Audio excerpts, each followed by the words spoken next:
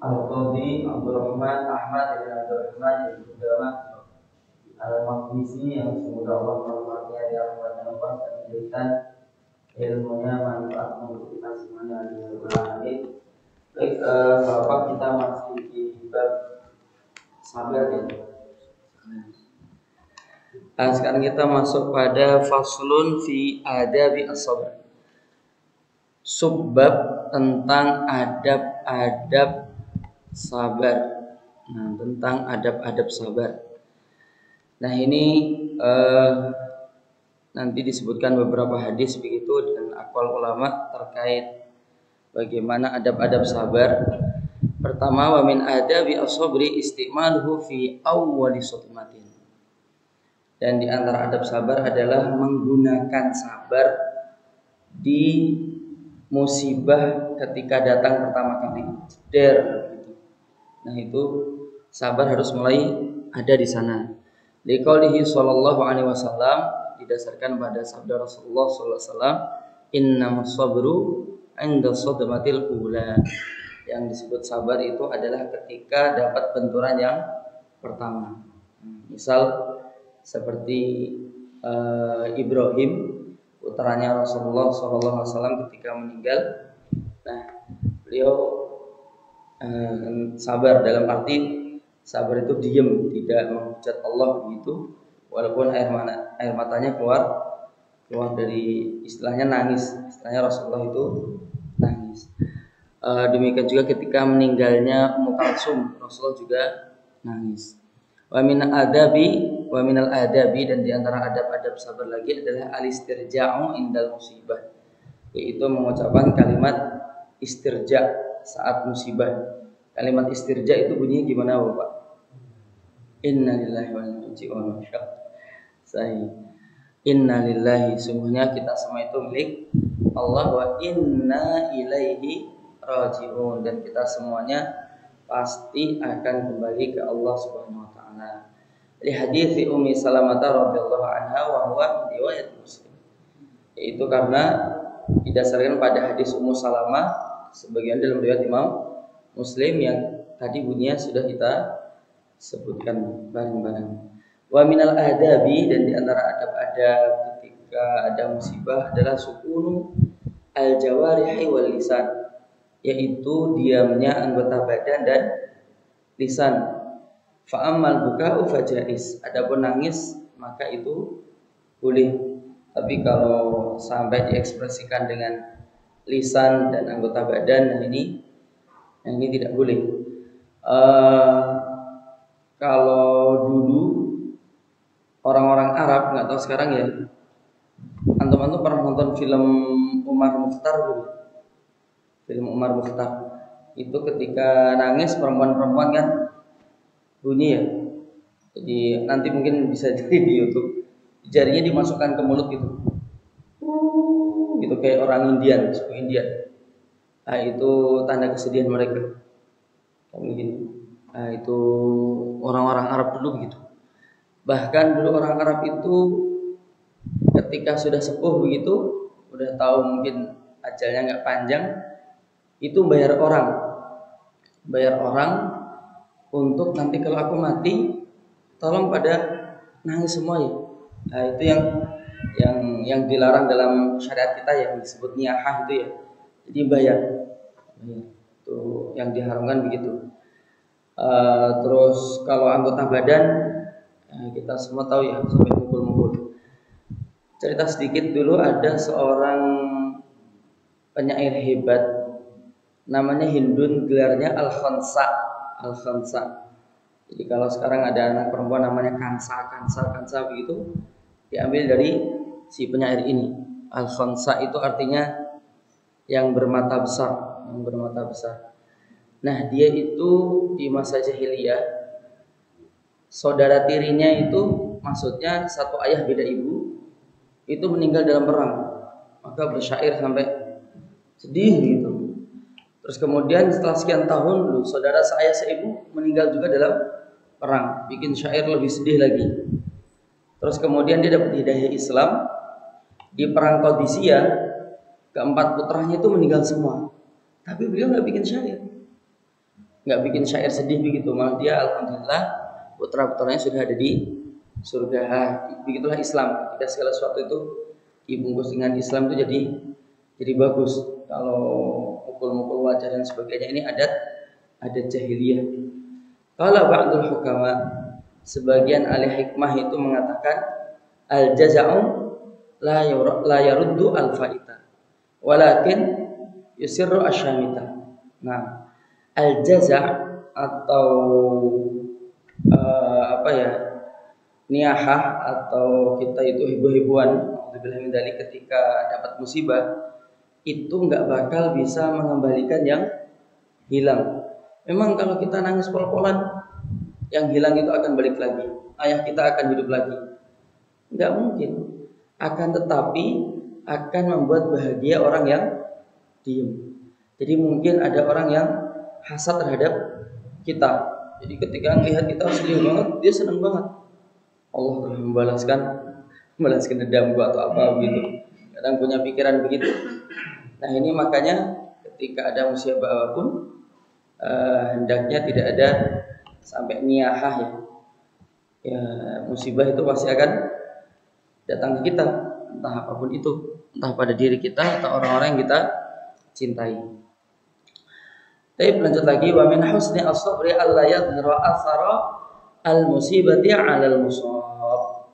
Hendaknya di antara bentuk sabar yang bagus adalah tidak menampakkan bekas musibah gitu. Jadi di badan kita itu kita tidak menampakkan bekas musibah 'alal musab kepada orang yang dapat musibah itu. Kama fa'alat Ummu Sulaim imra'atu Abi Talha lamma mata ibnuha wa hadithuha masyhurun fi Sahih Muslim. Sebagaimana yang dilakukan oleh Ummu Sulaim, istri dari Abu Talhah ketika putranya meninggal. Hadisnya sangat masyhur. Bapak udah pada tahu semua kan kisahnya Ummu Sulaim? Sedikit hanya cerita. Saya tak ulang sedikit. Jadi Ummu Sulaim itu mahramnya Nabi.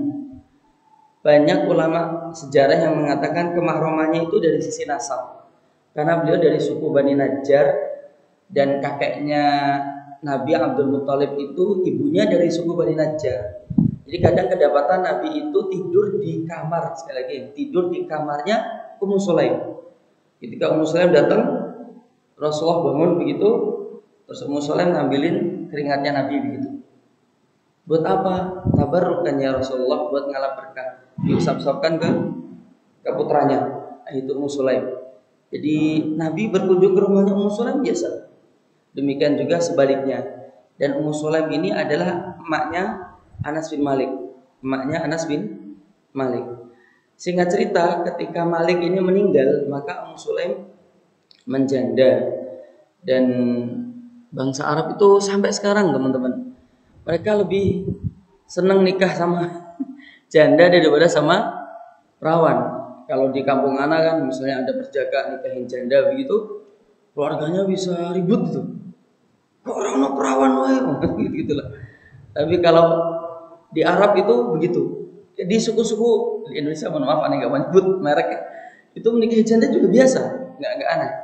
Ya di Semarang juga biasa. Iya. Kayak saya punya teman Semarang itu penjaga itu nikahin janda. Ada anak 2. Dah lewat, kembali lagi ke Ummu Sulaim. Nah, Ummu Sulaim itu non cantik begitu. Ada seorang pemuda Abu Talha itu gagah begitu, tinggi besar. Itu naksir sama Ummu Sulaim, dan Abu Talha itu adalah salah satu dari bangsawan orang-orang Madinah ya, dari suku Khadraj kalau nggak salah. Itu melamar Ummu Sulaim. Kayak gaya Nabi Ibrahim begitu, melamar. Terus cuman sayang Abu Talha itu non muslim dia. Nah, kita sekarang istilahnya non muslim ya, kafir begitu ya, penyembah berhala. Kemudian Ummu Sulaim lihat menolaknya dengan bahasa yang cakap sekali. Ma mithluka yurad. Orang sepertimu itu enggak mungkin ditolak. Ma mithluka yurad. Kalau ada pelamar sepertimu itu enggak mungkin ditolak. Illa anni muslimah wa anta kafir. Hanya saja aku seorang Muslim, sedangkan engkau kafir. Lau aslamta, andaikan kamu masuk Islam, fadzaka mahari, maka maharku cukup itu. Jangan kita bayangkan di budaya Indonesia ya, alah mahar ala kadarnya begitu ya. Dulu istri anak tak kerjain, apa ya, tak kasih seperangkat alat sholat, nanti kalau minta apa-apa di belakang aja lah. Nah, di sana enggak bunyi, masih kebun begitu Pak. Kebun, terus ontak sekian begitu, dan memang begitu. Sekarang banyak perjaka-perjaka, mohon maaf ya, sudah sepuh gitu di Saudi, nggak nikah karena nggak menemukan mahar, nggak menemukan mahar, dan kadang harus cash, nggak bisa diutang. Nah, singkat cerita, ya udah Abu Talha akhirnya masuk Islam. Mungkin masuk Islamnya karena pernikahan, mungkin, tapi Islamnya bagus begitu. Dia jadi sosok yang sangat dekat dengan Rasulullah. Nah, suatu ketika dari pernikahan ini, Ummu Sulaim hamil, masya Allah, luar biasa. Suami pertama dikasih anak, suami kedua masih dikasih anak. Begitu hamil, lahir laki-laki. Dan Nabi itu sering berkunjung ke sana, masya Allah, bayangkan ya.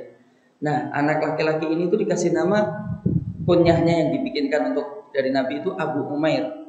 Abu Umair. Jadi kalau sekarang ada saat-saat berkunyah Abu Umair mungkin karena senang kisah ini kali ya. Nah, Abu Umair itu masih kecil begitu, suka mainan burung. Jadi kalau putra-putraan jenengan suka mainan burung, kayak sahabat dulu, suka mainan burung. Terus burungnya meninggal. Nah, ketika meninggal itu Abu Umair sedih, dipegang begitu. burung kecil, pegang gini. Terus kata Rasulullah itu, ya Aba Umair, madza fa'alan nughair? Wahai Abu Umair, burung kecilmu itu apa yang dia lakukan? Itu kan dialog untuk menghibur menurut anak ya. Tapi hadis yang sepotong secuil itu Bapak, itu sama Imam Syafi'i melahirkan 60 produk fikih. Aneh nggak tahu itu apa aja produk itu. Kata para ulama ya. Cara berpikirnya nggak ngerti para ulama itu ya. Cuma dialog begitu kok bisa melahirkan 60 produk fikih. Makanya kalau ada produk-produk fikih yang di Imam Syafi'i jangan terus divonis ini nggak ada dalilnya, ini nggak ada dalilnya. Loh, kita aja yang tidak tahu, mungkin dalilnya kita nggak nyambung gitu ya. Bisa jadi dalil-dalil yang seperti tadi itu. Itulah seorang ulama yang bisa nyedot sebuah hukum dari sebuah hadis yang kadang terlihat sepele. Baik, lanjut lagi. Kemudian Abu Umar itu sakit begitu Bapak. Sakit, panas. Akhirnya Abu Talha itu sedih, istrinya juga sedih. Ketika Abu Talha ke ladang begitu, istrinya ngurusin. Nanti siang pulang begitu, suaminya ngurusin terus. Makin hari makin sedih, makin parah sakitnya Bapak. Terus di hari terakhir itu, pas suaminya keluar, Abu Umar meninggal. Masya Allah. Wallah alam, kenapa? Pokoknya meninggal lah begitu ya. Singkat cerita, Ummu Sulaim itu setelah memandikan, mensolati, mengkafani, mengkuburkan, itu datang ke keluarga suaminya. Nah, ini menandakan bahwa ipar-iparan itu akrab Bapak. Zaman dulu, zaman Nabi itu akrab.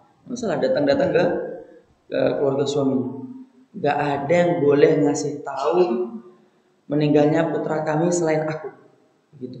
Terus kemudian dia ngomong keluarganya juga. Gak boleh ada yang ngasih ngomong ke Abu Talha tentang anaknya meninggal kecuali aku. Pokoknya begitu. Nah, di sore hari, di malam hari begitu dia pulang dia, mohon maaf. Habis maghrib begitu pulang bawa teman-temannya. Kalau antum terbiasa pulang bawa teman-teman makan di rumah, itu kayak Abu Talha berarti. Bawa teman-temannya makan. Kenyang. Nah, begitu datang itu, gimana kabar putraku? Kata Ummu Sulaim, sudah lebih baik. Sudah lebih baik. Dan mukanya tidak menampakkan kesedihan. Ini yang disebutkan oleh Ibnu Qudamah, la yadhharu athral musibah, tidak menampakkan kesedihan. Setelah temannya pulang begitu, sehingga cerita setelah Isya begitu ya. Nah, terus kemudian lihat sang istri itu wamasatim, dia pakai wangian, menggoda suaminya. Nah, itu aneh pernah nyari, tak singkat seling sedikit, pernah nanya ke tukang minyak wangi begitu. apa jenis minyak wangi yang dipakai oleh Ummu Sulaim. Itu bisa tahu Pak. Oh, itu Maryam dari namanya minyak wangi Maryam dari Irak ini. Antum ada enggak? Kalau harganya terjangkau pengen beli. Tak suruh pakai istri itu. Waduh, maaf kakak, lab Shopee itu. Barangnya kami lagi nggak ada. Udah lewat. Singkat cerita dia menggoda suaminya. Terus suaminya tadi habis makannya. Terus mereka ya bergaul layaknya suami istri. Terus setelah suami itu setelah kenyang, setelah bergaul itu kan ya kita laki-laki semua wangi. Otaknya fresh gitu. Terus kemudian Ummu Sulaim lihat kalimatnya indah sekali. Itu tuh ada si fulan, nggak nyebut nama. Jadi ada orang nitip onta ke dia. Terserah ontanya mau diperah susunya, pokoknya buat kamu. Akhirnya yang dititipin itu sudah nikmat dengan onta itu sampai 3 tahun 5 tahun. Sampai ngerasa onta itu punya dia. Ternyata yang dititipin tuh ngambil ontanya lagi. Loh, yang dititipin tuh marah-marah. Itu menurutmu gimana? Kata Abu Talha, nggak boleh, dia nggak punya hak. Itu ontanya, gitu-gitulah Bapak. Terus kemudian itu kan pancingan awal Bapak ya. Kemudian kata Ummu Sulaim, putramu itu adalah titipan Allah dan sudah diambil lagi oleh Allah. Nah setelah itu suaminya nggak ada jaza itu terus sakit hati begitu nggak, dia tenang gitu. Karena di muka dimai seperti itu. Dan yang paling sakit tentu seorang istri, seorang ibu. Lihat semua dilakukan sendiri, menahan rasa sakit sendiri untuk menghibur suaminya. Luar biasa Ummu Sulaim, luar biasa. Ini perempuan bisa kayak gini hebat sekali. Biasanya kalau ada musibah mereka yang heboh, kita yang menghibur. Ini malah kebaliknya, istri yang menghibur. Wah hebat sekali. Terus kemudian Abu Talha di pagi hari mengisahkan itu kepada Rasulullah. Sampai keluar dari mulut Rasulullah itu, barakallahu fi lailatikum. Semoga Allah memberkahi di malam kalian berdua. Jadi bayangkan bagaimana hubungan suami istri semalam itu didoakan keberkahan oleh Rasulullah. Masya Allah. Jadi kayak gitu itu nggak apa-apa. Saya lewat malam pertama begitu, nanti kita doakan ke teman-teman kita, barakallahu fi lailatikum. Nggak apa-apa. Nah, ada salafnya. Nah, singkat cerita, hamil itu Ummu Sulaim dari yang semalam itu hamil, terus lahir seorang anak laki-laki. Nah, begitu lahir itu digendong oleh Anas bin Malik sambil bawa kurma ajwa itu kan kurma ajwa gitu, kurma Madinah ya. Dia mau ke rumah Rasulullah itu justru malah mau ke rumah Ummu Sulaim. Mau ke rumah, mungkin udah lahir kali. Lihat pemimpin negara itu kayak gitu Bapak, datang ke rakyatnya hanya untuk urusan lahiran anak gitu. Astagfirullah. Terus datang, terus ketemu di tengah jalan. Kata Rasulullah ke Anas bin Malik, ini anaknya Ummu Sulaim. Iya wahai Rasulullah. Terus kemudian dikasihkan kurma itu. Jadi orang Madinah itu hati-hati Bapak nggih. Tubuh mereka itu ada saripatinya Rasulullah. Karena bayi mereka itu semuanya ditahnik sama Nabi. Ketika lahir didatangkan ke Nabi, tidak ada bayi Ummu Sulaim, tidak. Makanya mereka itu orangnya lembut begitu. Sesekali Ramadan di sana Bapak, nanti jenengan akan ditarikkan anak kecil itu di jam-jam menjelang maghrib. Ayo makan di tempatku, ayo makan. Di tempatku ada nasi loh, Dan sana makanya seringnya roti. Nah, singkat cerita, setelah ditahnik sama Nabi begitu, tahnik kita semua tahu gitu. Kita kunyahkan kurma terus kita tempel di langit-langit. Langit-langit si bayi itu nanti dia gini-gini terus. Nah, singkat cerita setelah kejadian ini, konon tahnik bikin otak cerdas. Ini kurang tahu. Konon tahnik bikin otak cerdas karena bayi itu udah mulai harus berpikir untuk nyedot yang manis itu di langit-langit begitu gitu. Jadi bukan kelapa Pak gitu, tapi kurma. Kalau nggak ada kurma ajwa, kurma apa aja. Menurut saya kan berkuman halah. Mungkin dilakukan Nabi, nggak apa-apa. Insya Allah nggak apa. Kalau takut ya kumur-kumur dulu, sikat gigi dulu atau gimana. Lanjut lagi, terus singkat cerita, si bayi ini itu tadi namanya Abdullah, nanti besar begitu jadi ulama top Bapak. Dan Abdullah ini melahirkan 10 anak laki-laki. Nanti punya anak 10 laki-laki, 10-10-nya itu jadi ulama semua. Dan di antara mereka itu ada yang namanya Abu Ishaq. Abu Ishaq itu nama-nama nabi gitu. Abu Ishaq itu adalah gurunya Imam Malik, guru utamanya Imam Malik. Jadi ilmunya Imam Malik kalau mazhab kita Maliki begitu ya, itu diambil dari kisah ini tadi itu. Guru utama, paham ya? Kayak sejarah itu pasti gurunya kan banyak, tapi pasti ada satu guru yang paling banyak disedot ilmunya. Ya, Pak Abita juga gurunya banyak, antum-antum juga gurunya banyak. Pasti ada satu guru yang banyak sedot ilmunya. Nah, itu guru utamanya itu adalah cucunya Abu Thalhah gitu. Nah, ini kisah tentang Abu Thalhah yang masyhur banget. Taib. Dan ulama Madinah loh Pak di zamannya, bukan ulama ngawur-ngawuran. Sekedar gambaran Bapak nih. Dulu perawi hadis itu nggak pernah berani komentar tentang makna hadis. Ketika dia nggak paham fikih, walaupun mungkin dia ulama Pak, nggak pernah komentar yang riwayat itu toh gitu. Jadi hanya ulama fikih lah yang berani komentar tentang hadis. Bukan mereka bodoh, mereka walim, tapi mereka nggak berani. Ketika spesialisasinya adalah hadis, nah, begitu. Nah ini mereka ulama, nggak cuma ahli hadis ya, mereka ulama fikih begitu. Putra-putranya Abu Thalhah. Dan mohon maaf, kitab hadis yang sangat berbobot tuh Pak, jangan tersinggung ya. Itu banyak ulama mengatakan itu Al-Muwatta, bukan Bukhari, bukan Sahih Bukhari, bukan Sahih Muslim. Kenapa demikian? Kalau Sahih Bukhari, Sahih Muslim itu yang menulis pakar hadis, fikihnya nggak kelihatan.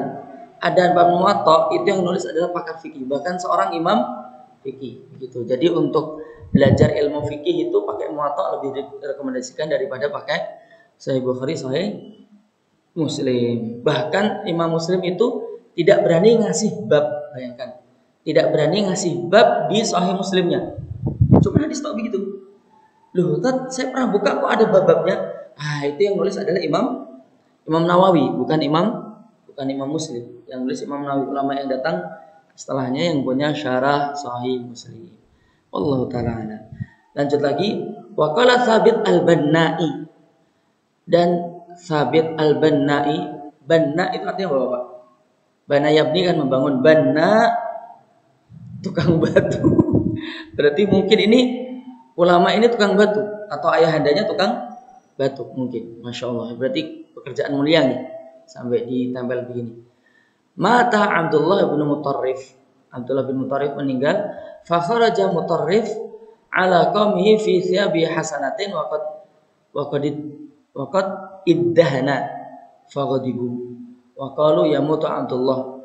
Jadi singkat cerita, Tsabit al-Banna itu mengatakan ketika Abdullah bin Mutarrif, seorang ulama top, kalau nggak salah tabi'in atau tabi'in, kemudian keluar ini dalam keadaan meninggal ya, dengan pakaian yang bagus dan telah iddahan itu nggak tahu artinya, tidak carikan. Faghadibu, maka mereka pada marah, waqalu, dan mereka berkata yamutu Abdullah meninggal, thumma takharaja fi thiyabin min hadhihi mudhanan qala afa astakin laha. Bapak yang ini tak baca berikutnya ya, kok yang ini belum tak baca di rumah, insyaallah nanti tak ulang lagi untuk yang kalimat ini karena kaitannya nanti dengan firman Allah Subhanahu wa taala. Tak kira cukup untuk di pagi hari ini. Kita tutup dengan bacaan doa kafaratul majlis. Subhanakallahumma bihamdika asyhadu an la ilaha illa anta astaghfiruka wa atubu ilaik. Assalamualaikum warahmatullahi wabarakatuh.